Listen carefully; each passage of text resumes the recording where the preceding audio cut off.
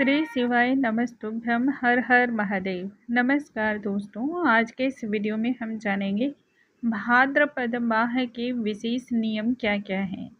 सावन के माह भादों का माह आता है, जिसे भदवा के नाम से भी लोक समाज में जाना जाता है।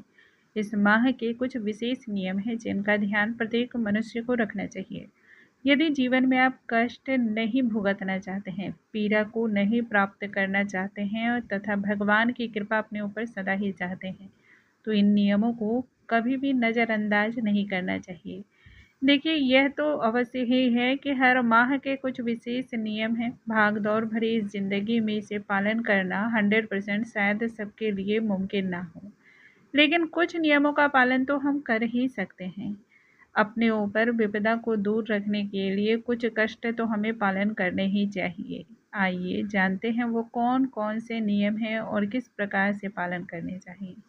नमस्कार दोस्तों, कैसे हैं आप सभी। उम्मीद करती हूँ आप सभी स्वस्थ होंगे, सुरक्षित होंगे और आप सभी के उत्तम भविष्य की कामना करते हुए आज का ये वीडियो स्टार्ट करती हूँ। हिंदू कैलेंडर के अनुसार भाद्रपद माह छठा माह माना जाता है, जिसे भादो या भाद्रव के नाम से कई जगहों पर जाना जाता है। इस माह में किसी भी प्रकार के शुभ कार्य को नहीं करने के कारण इसे शून्य माह के नाम से भी पुकारा जाता है। यह माह भगवान श्री कृष्ण, भगवान श्री गणेश और शिव की आराधना के लिए अति ही श्रेष्ठ मानी जाती है। साल 2025 में भाद्रपद माह का आरंभ 10 अगस्त रविवार से आरंभ होगा और यह 7 सितंबर रविवार को समाप्त होगा। भाद्रपद माह में विवाह, मुंडन, गृह प्रवेश जैसे जितने भी शुभ और मांगलिक कार्य होते हैं वह सभी बंद हो जाते हैं।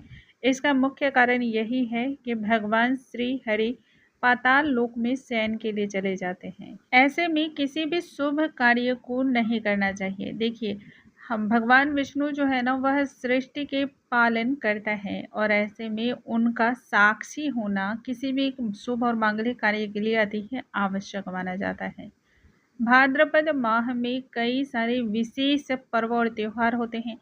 जन्माष्टमी, गणेश चतुर्थी, हरितालिका तीज व्रत जैसे व्रतों की वजह से इस माह की महिमा और महत्ता बहुत अधिक बढ़ जाती है। मुख्य रूप से भाद्रपद माह में भगवान श्री हरि, भगवान शिव, श्री कृष्ण और गणेश जी की पूजा की जाती है। इस माह में पवित्र नदियों में स्नान करना या ऐसा संभव ना होने पर घर में गंगा जल मिश्रित जो जल होते हैं उनसे स्नान करना अति ही श्रेष्ठ माना जाता है। स्नान के पश्चात अपनी क्षमता अनुसार दान पुण्य भी करना चाहिए। दान पुण्य ऐसे मनुष्य को करें जो जरूरतमंद हो, जिन्हें उनकी परम आवश्यकता हो। इस माह में भगवान श्री कृष्ण को जो व्यक्ति प्रत्येक दिन तुलसी का दल, माखन और मिश्री अर्पण करता है, उनके समस्त पाप तो नष्ट होते ही हैं, साथ ही भौतिक और आध्यात्मिक सुख की भी प्राप्ति होती है। इस माह में ज़्यादा से ज़्यादा भगवान के नामों का स्मरण करना चाहिए। सत्संग या उनकी महात्म्य का श्रवण करना चाहिए। ऐसा करने से भी हृदय पवित्र होता है, हमारे आसपास सकारात्मक माहौल बनता है, जिससे घर में या आसपास की जो नेगेटिविटी है वह भी दूर होने लगती है। इस माह में लहसुन, प्याज, शहद, गुड़, दही, भात, मूली, बैंगन या कच्ची जो भी चीज़ें होती हैं, मांस, मछली, ये सभी चीज़ें मना की जाती हैं। शास्त्रों में कहा गया है, यदि कोई भी मनुष्य इनका सेवन करता है तो उससे शरीर की पवित्रता नष्ट होती है, एकाग्रता भंग होती है।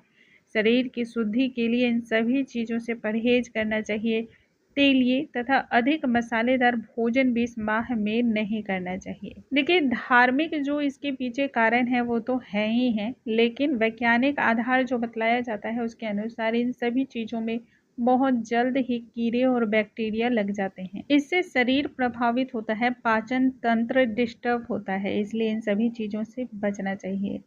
भाद्रपद माह में यदि किसी भी बच्चे का जन्म होता है तो वह बहुत ही उदार होते हैं, भरोसेमंद होते हैं और अपने कर्तव्य के प्रति पूर्ण रूप से ईमानदार, कर्तव्यनिष्ठ होते हैं।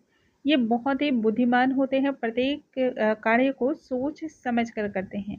इन्हें बहुत ही भाग्यशाली भी माना जाता है, क्योंकि अपनी मेहनत पर यह विश्वास रखते हैं।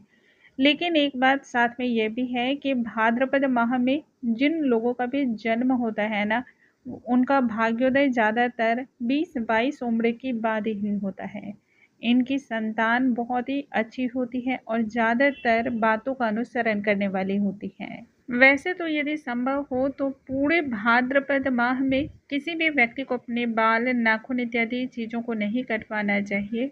विशेषकर रविवार, सोमवार और गुरुवार के दिन महिला और पुरुष दोनों को इन बातों का ध्यान रखना चाहिए। इस माह में चावल और नारियल के तेल का दान किसी से भी आप ना लें। धार्मिक मान्यता है कि यदि आप किसी से चावल और नारियल इस माह में दान लेते हैं तो आर्थिक समस्याएं आपको परेशान करती हैं। भाद्रपद माह में गीता का पाठ श्रवण करना या पठन करना या फिर शिव पुराण का पाठ करना या श्रवण करना अनंत लाभ को प्रदान करने वाला होता है। यदि जीवन में कोई भी परेशानी आ रही हो तो उन सभी समस्याओं के निवारण के लिए इन पाठों को प्रतिदिन श्रवण करना चाहिए। इस माह में मक्खन खाने से आयु की वृद्धि होती है, तो संभव हो सके तो मक्खन अवश्य ही खाएं। शारीरिक बल पराक्रम प्राप्त करने के लिए भाद्रों के माह में पंचगव्य अर्थात कि दूध, दही, घी, गोमूत्र, गोबर का प्रयोग करना चाहिए। उम्मीद करती हूँ आज का ये वीडियो आपको बहुत पसंद आया होगा। ऐसी और भी जानकारियों के लिए हमारे चैनल पे बने रहें। अगले वीडियो में नई जानकारी के साथ हम फिर से मिलते हैं। तब तक के लिए नमस्कार। हरे कृष्णा, राधे राधे।